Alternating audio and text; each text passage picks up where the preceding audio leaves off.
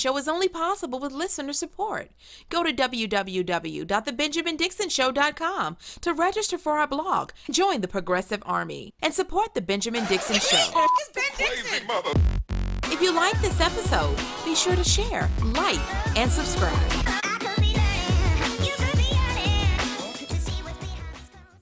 Welcome to the Benjamin Dixon Show. I am, of course, your host, Benjamin Dixon.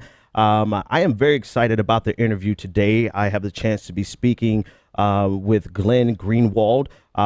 Those of you who follow me probably need no introduction of Glenn, but it's tradition. Glenn Greenwald is an American attorney. He is one of the co-founders of The Intercept. He is a Pulitzer Prize winning journalist.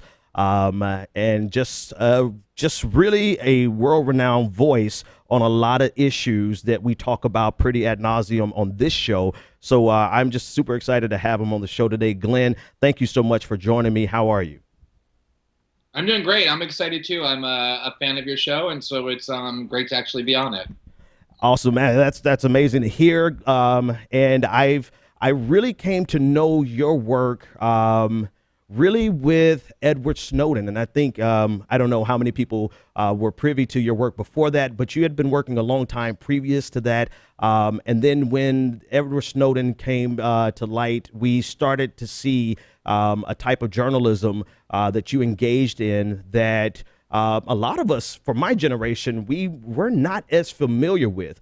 I'd like to just start with just some general questions. There's some specific things that I want to get to, but just in general, how would you compare the world of journalism in terms of what you do at The Intercept, the investigative journalism that you've done in the past, compared to what we get, let's say, in the in this election cycle, for lack of a better word?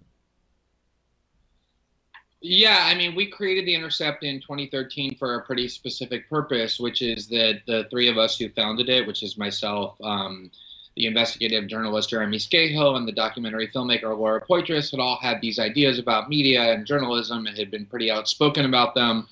And then we decided, instead of just kind of espousing these media criticisms and these theories, that we ought to put it into practice and try and find a way to create an organization that actually enlivens and animates the journalism that we believe in. And so I think the central principle of what we tried to create was that journalists should always have full journalistic independence and freedom, and that journalism doesn't require this kind of fake neutrality, this pretense that as a human being you're sort of somehow floating above the matters on which you're reporting, that you're often passionate about it, that you view journalism not as this kind of art form or end in itself, but as a mechanism for undermining oppression and combating injustice and bringing about better results in the world.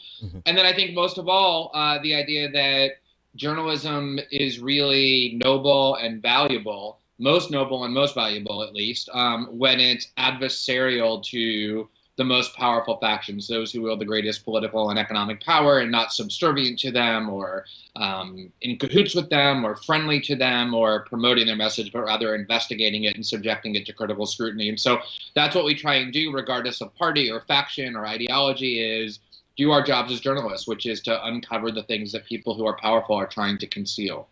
And so you said so much in that one segment there that can be unpacked individually. But I want to drill down on the idea of an adversarial journalism, and what we've seen in recent times is a type of journalism that seeks to be in power or in proximity with power, and to the extent where they're willing to sacrifice the tough questions in exchange for access. And I think that's one of the number one problems that we've seen with this election cycle, is the extent to which people are willing to sacrifice journalistic integrity in exchange for access. But then that does put you and The Intercept and organizations like it on the out of the power structure. So how do you compete in a world where every other outlet, or at least some other outlets, are willing to bend over backwards to get access, and you're coming from an adversarial approach? They want to go to the other outfit versus The Intercept. How does that work out in your world? Yeah, I mean, there are two different approaches. And for me, I think that you get a much better perspective and you actually get access to more accurate information. if you are on the outside of the structures that you're trying to shine a light on, rather than being allowed entrance into them in exchange for some kind of support or subservience. Yeah. So, there are two different ways of reporting. If you want to, for example, report on the Hillary Clinton campaign, I guess you can go out to lunch with John Podesta, or you can have the private cell phone number of Huma Abedin or Jennifer Palmieri or even Hillary Clinton herself, and let them tell you what they want the public to hear about their campaign, and then you write it down and you all excitedly announce to the world that you have an exclusive interview with Clinton insiders, and then you kind of spout whatever they're telling you to say, which is, as the Wikileaks leaks demonstrate, what a lot of journalists are actually doing.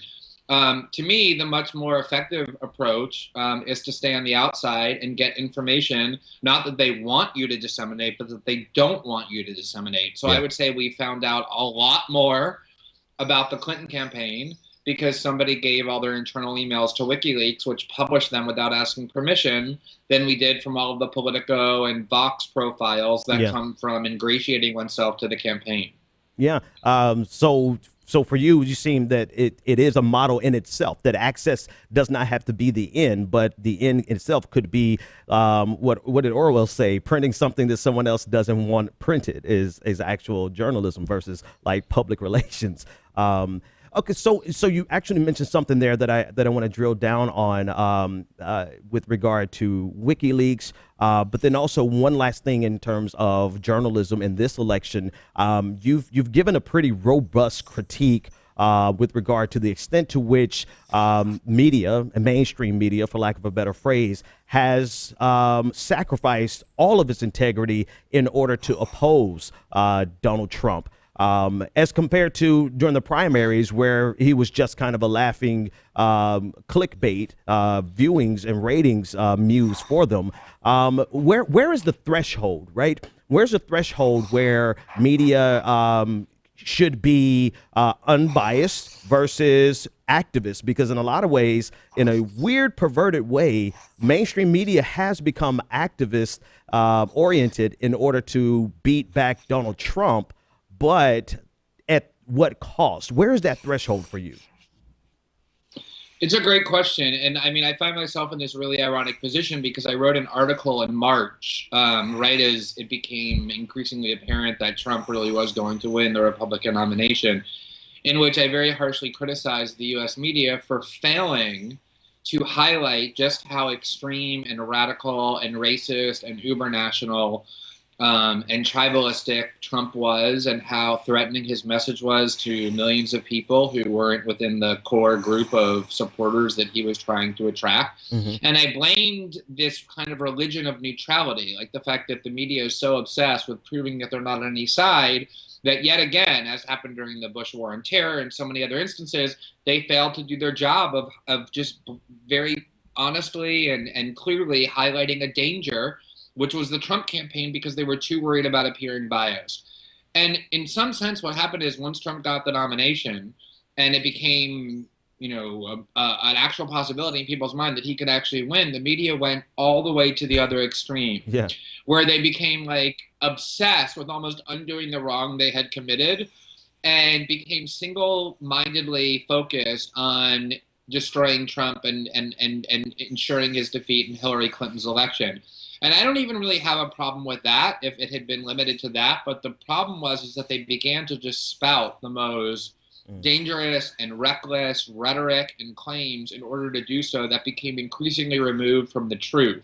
Mm-hmm. And so while I think that there is a danger, a real danger, a systemic danger to a Trump presidency, I also think there's a real danger when the media decides that they're no longer bound by accuracy or facts, and can instead unite in defense of a cause. And I just want to underscore the irony of this, which is I've been involved in these media debates for a long time. And during the Snowden reporting, I was accused a lot by more traditional journalists of having crossed the line into advocacy and activism, because I wasn't just showing what the mass surveillance systems were, I was warning that they were dangerous.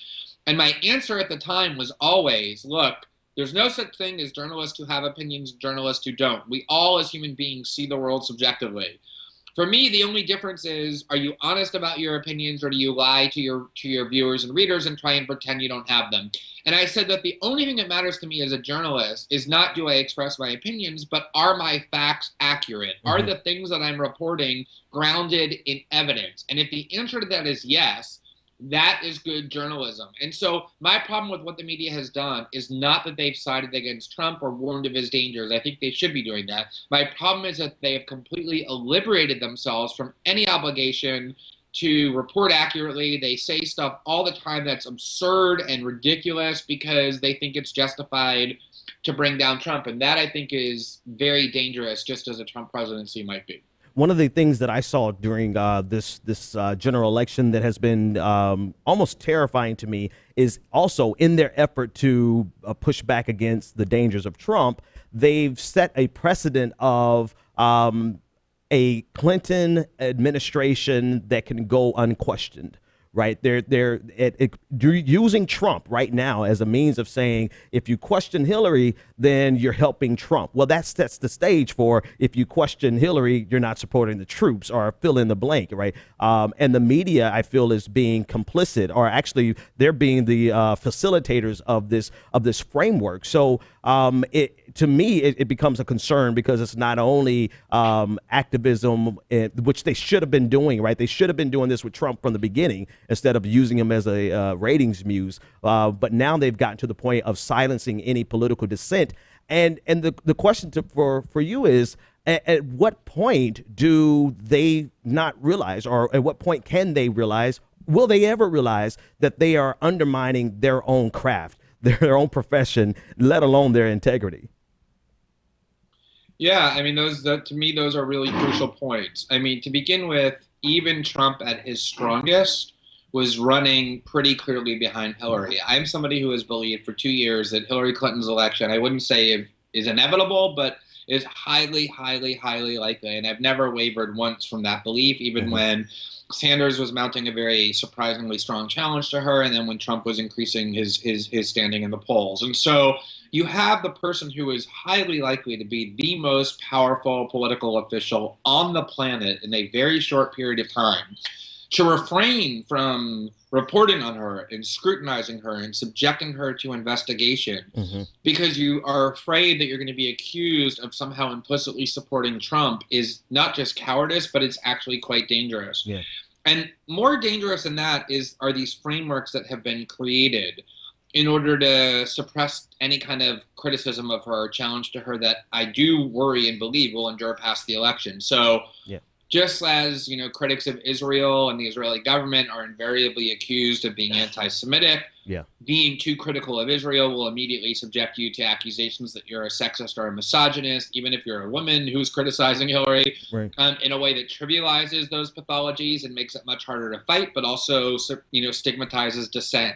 And now we have even this more dangerous and more pervasive tactic, which is to say that Russia is sort of this kind of profound enemy to the United States, the way that it was at the height of the Cold War, and that Russia is infiltrating American soil and trying to control our politics, just like the McCarthy era warned that it was doing, and that anyone who is on the wrong side, namely anyone who seems sympathetic to Trump and conversely seems critical or oppositional to Clinton, is immediately subjected to suspicions about their patriotism and their loyalty. Like, you're pretty much guaranteed to be called, if not an active Kremlin agent, a useful stooge of Putin. And this is remarkably dangerous as a framework, that you cannot criticize your leader without having your patriotism instantly impugned. Yeah, and it's a play that has deep roots in American history, and one that the Democrats for many years has been some of the best critics against. Right, we saw this play in the build up to the Iraq War. Now, granted, Hillary was complicit in that, but then you had some voices then who were pointing out that fallacy and the danger of that fallacy. You had those same voices now engaging it in, and it's been really disconcerting. It's like kind of depressing, to say the least, to see that in a fight that's not easy, right? It was easy for progressives or people on the left or Democrats or however you want to categorize them. It was easy for us to critique and criticize George W. Bush and to be on the right side of the argument and use logic to do so. I've seen kind of just the casual dismissal of all of those things in order to employ the same exact tactics that we complained so many years about. Did you know that was coming? Did you see that coming? Did you let's say back in 2001 and those years, did you feel that the critique coming from the left, from Democrats against George Bush was sincere, or did you feel like it was just kind of a useful time to be logical because of how illogical George W. Bush is or was? You know, I kind of had a front row seat to this whole issue because what happened was after 9/11, I was practicing law and I wasn't a journalist. I had no role in public discourse. I wasn't speaking out in any way. Politically, I was focused on my law practice. And so as the Bush administration began to become increasingly radicalized about a specific set of issues, having to do with whether American citizens are entitled to due process, they put an American citizen arrested on U.S. soil, Jose Padilla, in a military rig for 3 years without a trial or access to lawyers, things like that. That's what kind of got me more politicized. And so I started a blog in 2005 with the primary intention of writing about the executive power abuses of the Bush administration. And then the NSA scandal happened where they were spying on Americans without warrants, and that became one of my primary issues. And I was able to develop a platform as a journalist and as a writer because my writing became very popular among liberals, among progressives, among Democrats, because I was focused very critically on the Bush administration and its abuses. And starting in around 2009, like around January 20th, 2009 to be specific, when the Obama administration began to embrace and adopt a lot of those policies that at one time had been so controversial, when had been the target of liberal wrath. Those of us who identify as civil libertarians, the ACLU and Center for Constitutional Rights, certainly the writing that I was doing, one of the ways that it became first apparent that the Obama administration was going to continue a lot of Bush policies was in the realm of civil liberties. And so we were pretty outspoken from the start about opposing the Obama administration. And very quickly, a lot of people who had been very supportive of the work I was doing for many years under the Bush administration became, quite hostile. And I remember I would go around in like 2007 and 2008, I'd give speeches about how radical Bush Cheney was, about the need to get Democrats into office to stop it. And people would say to me, like libertarian types and independent types, even sympathetic Republicans, look, I support what you're saying. I think Bush and Cheney are a serious menace. But I think it's very naive of you to believe that if Democrats get into office, they're not going to then themselves hug and embrace these powers. And I remember saying, I think you're way off. They've been too vocal in condemning these things. The hypocrisy would be too glaring for them to get away with it, for them to look at themselves in the mirror. And I turned out to be totally wrong about that. And they turned out to be totally right. And it was a real lesson in sort of how political factions work and the difficulty of finding people who are actually espousing things based on principle rather than immediate convenience or tribal interests. Yeah, it's that political expediency is one of the most potent drugs in this political landscape. And this actually goes to a tweet that I saw you send out this morning that I wanted to chat with you about briefly. You were talking about the role of the presidency being one to manage imperialism. And I think it connects directly to this conversation because in a lot of ways, I feel, and I want to get your insight on this, I feel that there are compelling forces, of institutional forces that actually make up America that really compel the president, no matter which party, to operate within a certain framework. And so certain things are going to be done no matter what the political party affiliation or ideology of that president actually is. And I think I came to terms with that exactly around the same time when I saw who President Obama appointed to be his Treasury Secretary. All of his appointments in the first 2 weeks of his term, it really sobered me up into realizing this is really just within a very small framework. that every president actually operates in. Would you expound a little bit more on that tweet and particularly the message of the role of the presidency? It's fascinating because if you say something like what you just said, which is basically saying like there's this kind of shadow government in Washington, these factions that exert extreme power even greater than the elected president, who are independent of partisan affiliation or ideological belief, but who instead can actually limit what the president can do, can compel him to do things that he actually doesn't want to do. There are a lot of people who will hear that and immediately dismiss it as radical talk or fringe conspiracy theorizing or whatever. The reality is that the first person who actually pointed that out, the first person who warned about that very specific danger, was the two-term Republican president and World War II five-star general war hero Dwight Eisenhower, who after serving as president for 8 years gave this farewell address, the only purpose of which was to say to Americans, look, there is this axis of military and industrial power that is united. And they don't care about the political debates that you have or the outcome of our elections because they continue to exert power that exists outside of the process of democracy. And that power can actually be greater than the elected official that you think you're anointing. And this is a massive danger to democracy. And he was speaking from experience, from having been boxed in by those exact groups. And that was prior to the Vietnam War. It was prior to 2 or 3 decades more of the Cold War. It was prior to the War on Terror, where all of these factions were incredibly strengthened well beyond what Eisenhower even could imagine. And so, yeah, I do think that, you know, we like to tell ourselves and our political media class likes to believe that, you know, the course of the country is determined by the president that we elect. And of course, the president does have some real power and the elections matter in that way.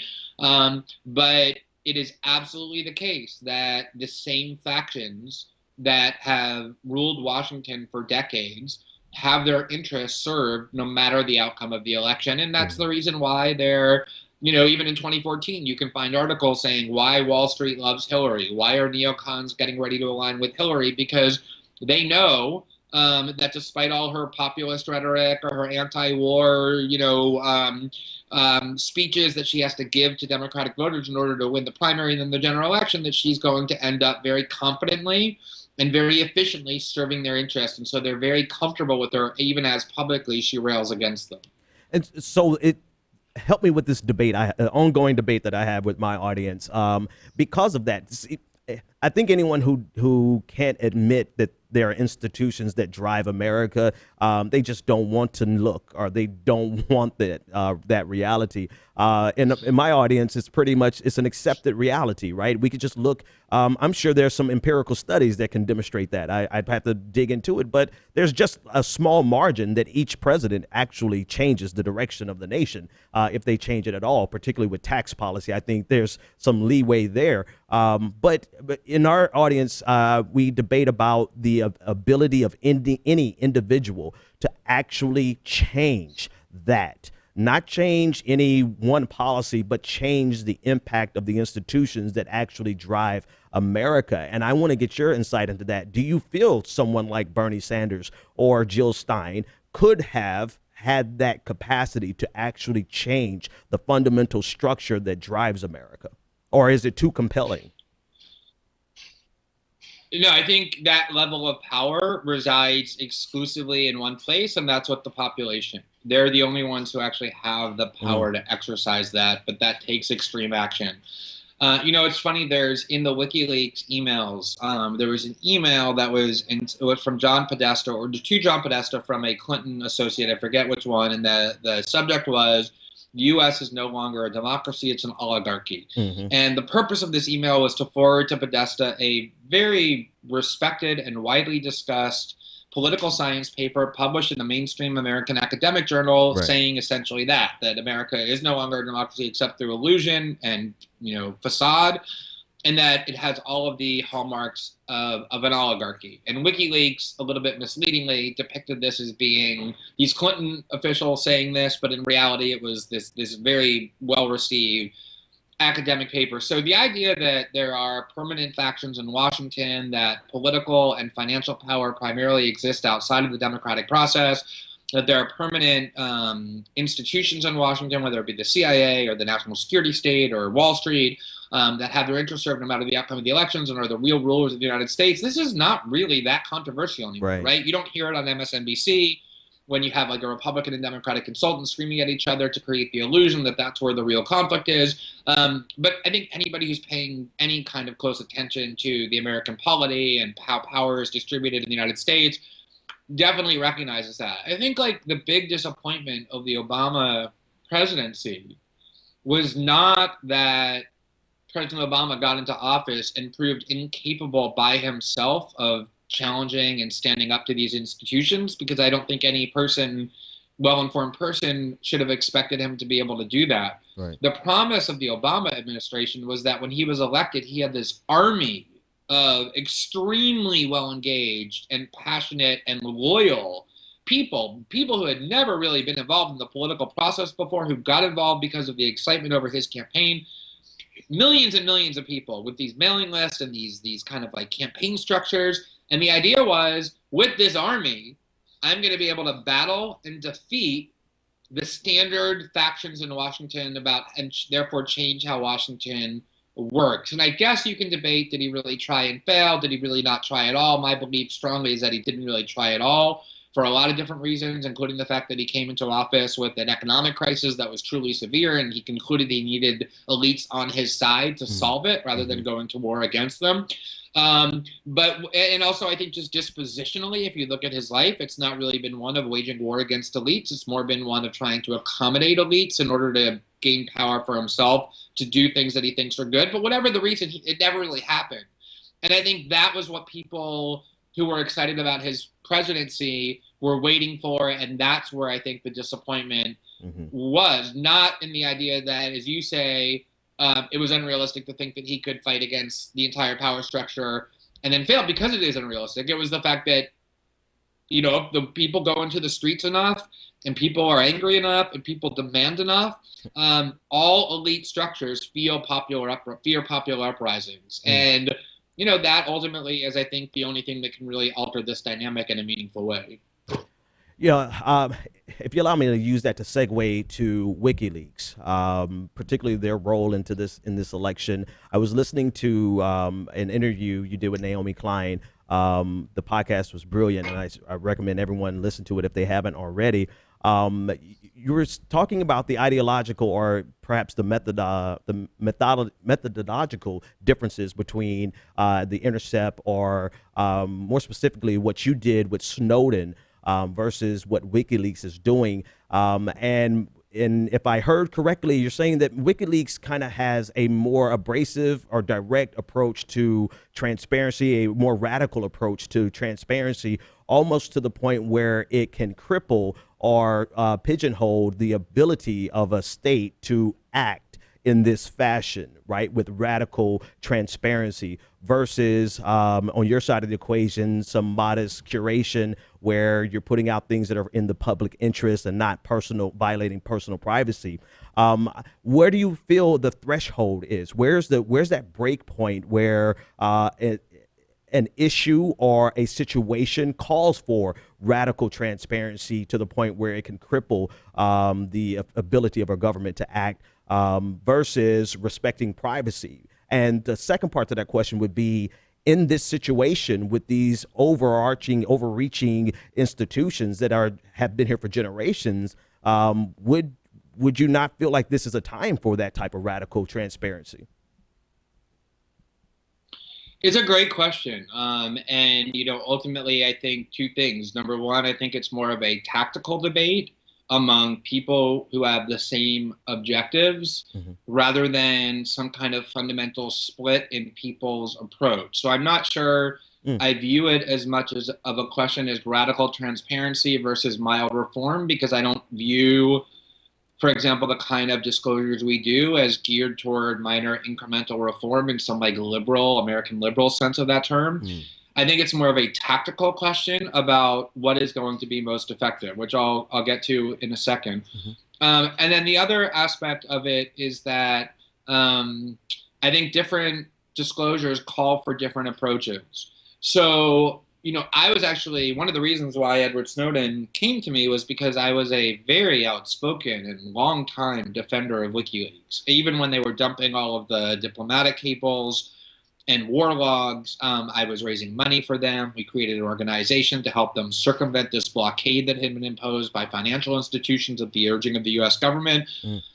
And so Snowden was very much a believer in this model, and so was I. But when he came to me, he said, look, I think that tactically, if we just dump all of the documents that I have indiscriminately, without protecting innocent people, without safeguarding a few of the programs that most people would agree are necessary, including even our allies, that we will be doing a huge favor to the U.S. government, because then they will get to shift the attention away from this mass invasive surveillance system that they've secretly created. And the whole time, all anyone will be thinking about and talking about is, why did Glenn Greenwald and why did Edward Snowden and why did The Guardian cause this innocent CIA agent to die by dumping a document that they just had to redact the name from, and it would never have happened. And look at how irresponsible and reckless they are. They're sociopaths. They have no regard for human life, which is exactly how the WikiLeaks debate has proceeded.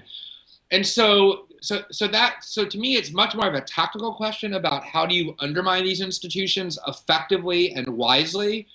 Do you hand them some club to beat you over the head with that lets them get out of the microscope you've put on them? Or do you do it in a smart way so that it's much harder for them to attack you, and then they have to deal with the things about them that you've shown? I don't think anyone can say that our leaking of top secret documents from one of the most secretive agencies as part of one of the world's most powerful governments, that there was anything modest or restrained or mild or incremental about it. We have published over the last 3 years thousands of extremely sensitive top secret documents that have blown a huge hole in the wall that they had built around themselves to prevent people from seeing what they're doing.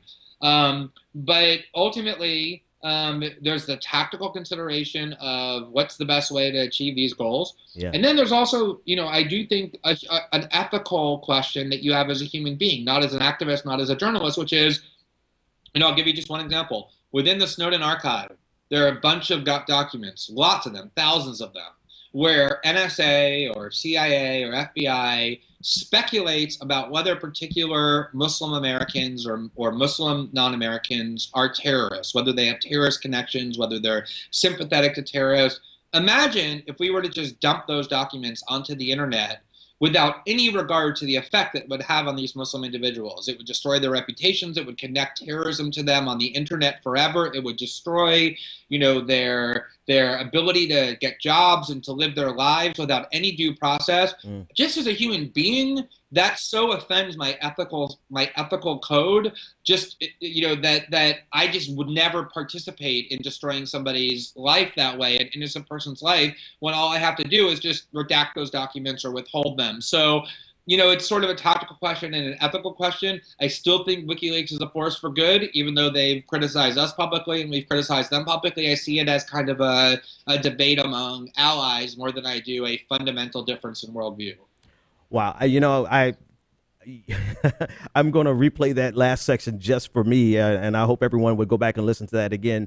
The way you've outlined how we see the fatal mistake that's made so often from everyone, not just progressives, not the left, but everyone, where your actions actually undermine your overall goal by giving them fodder to undermine your core message. And I think that's what we've seen with WikiLeaks, is that the focus is on so much of everything else except for some of those really important messages that could have been curated. And that's just my take. But if you could just address one last thing about this issue for me, it's the difference in it's really the willingness, rather, of people to embrace this type of tactic of radical transparency, even if it undermines our overall goals, because it's benefiting us this time. And when I say us, I would say those who are anti-Hillary, or those who are anti-free Hillary without being answering for certain issues, right? There's a group of people who are fully embracing this tactic of this approach of WikiLeaks, and they're drawing a direct line from Snowden to WikiLeaks. And I hate to even throw this guy's name out here, but I've even seen the line drawn from WikiLeaks to James O'Keefe. And it's a willingness to embrace anything, any tactic that actually helps us this time, even if it will undermine us later. Where is the threshold for you? Where is that cutoff point? And I know you're not one to ever lecture people, but what would you tell those circles that are embracing this full-throatedly to the point where they don't want any red action, they don't want any curation, and the slightest suggestion to curate gets met with such vitriol that is shocking? Where is the threshold, and how do we go forward with transparency that is beneficial for the movement? Yeah, I mean, the question that you just asked for me is one of the most important intellectual issues just in general, like beyond politics, which is the need to embrace principles and then apply them, even in cases, probably especially in those cases where their application undermines your immediate short-term interest or belief system. And, before becoming a journalist, I was a lawyer, as I said, and I represented a lot of free speech defendants, people whose free speech rights were being attacked. And as is always true when you defend free speech rights, you end up defending the rights of people who have really terrible ideas or ideas that are hated by the society, because those are the people whose rights are being infringed. And it's very tempting when you see somebody who's expressing views that you hate to cheer when they're being punished for that, because those people are often evil and their ideas are evil. And so it's tempting to say, I'm glad their ideas are being suppressed. But of course, the reason you don't do that is because once you legitimize a framework in which an idea can be suppressed because it's only held by a minority of people, then ideas that one day you support or you espouse can also be punished and suppressed because now you've endorsed that framework. And I think that form of thinking is extremely difficult, but has to be generalized to everything, which is why I do find it so just degrading and so offensive and kind of infuriating to see people so quickly abandon their principles in pursuit of partisan gain or other kind of short-term convenience, because it just destroys the part of our brain that's actually most valuable, which is the part of our brain that does critical thinking, that tries to do second-order analysis of principles instead of first-order immediate analysis of how best to protect your interests. And so, yeah, I think that it's easy to cheer WikiLeaks dumping all these documents because you happen to think that Hillary Clinton deserves it. But what happens when hackers the next time go and take all the emails from a media organization that you like, or somebody who listens to your show and doesn't like the things you're saying and doing decides to hack into your email account and dump it all on the internet. Exactly. How is anyone who's cheering what WikiLeaks is doing going to have any standing at all to say, well, I think it was okay there, but not here? And that's why I just think it's critical to always, and it's kind of a form of empathy almost, to say, what is it that I'm embracing and how would that play out in circumstances where it would actually be more troublesome if somebody were supporting this. And only if you're comfortable in those other cases should you be supporting it in this one.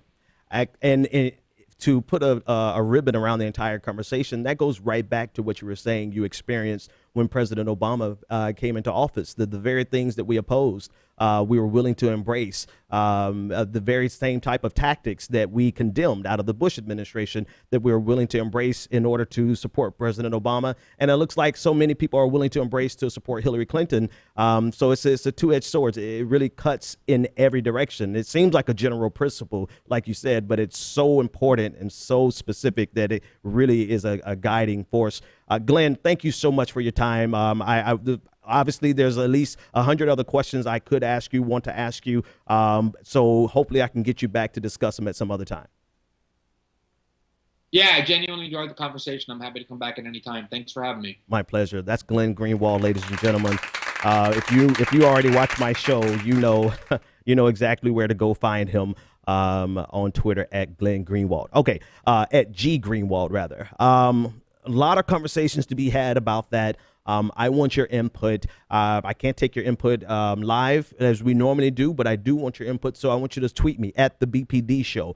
What did you think about the conversations? What do you think about that dichotomy, right? Or it's not even a dichotomy, right? It's living and existing in this gray area that is very painful to exist in. It's not easy to say this is something that I disagree with, even though it's something that is undermining or hurting someone I consider a rival or someone I consider an enemy. It's difficult to rest and exist in that place. And then the question of threshold always comes back. Where is the threshold? Where's the cutoff point? At what point do you say, okay, I'm willing to hear or allow or support someone's opinion being spoken that I disagree with? But at what threshold do I cut that off, right? Do we cut it off for Nazis? Right? I don't know. I don't know. It's a difficult, or do we never cut it off, right? Is it such an important principle that we never cut it off? What I'm most interested in is ensuring that we do not become the exact thing that we've been fighting against forever. And by embracing tactics that we have complained about for a very long time with the Republican Party, by embracing the exact same type of institutional policies, institutional manipulations, institutional conforming to certain institutions, we have become, President Obama became the exact thing we complained about within a margin of error, obviously. So it's important that we recognize that it's very possible by trying to beat back against an enemy. Right? It's cliche, but it's very true. And almost everything we talked about with Glenn today, it's very possible that while you're trying to beat back an enemy, you can become the very monster that you're opposing. That's one side. The other side is some of these people never had real values to begin with. They use things for political expediency. They use arguments for political expediency, and then they will turn around and undermine their own arguments for political expediency. All right, folks, it's been a pleasure talking with you. We could probably talk about this conversation for a long time, but I'm going to leave it there. You guys have a great rest of your day, and we will see you on the rebound. The Benjamin Dixon Show is only possible with listener support. Go to www.thebenjamindixonshow.com to register for our blog, join the Progressive Army, and support The Benjamin Dixon Show. It's Ben Dixon! If you like this episode, be sure to share, like, and subscribe.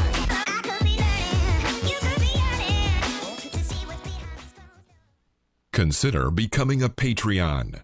Go to www.patreon.com/The BPD Show and support The Benjamin Dixon Show.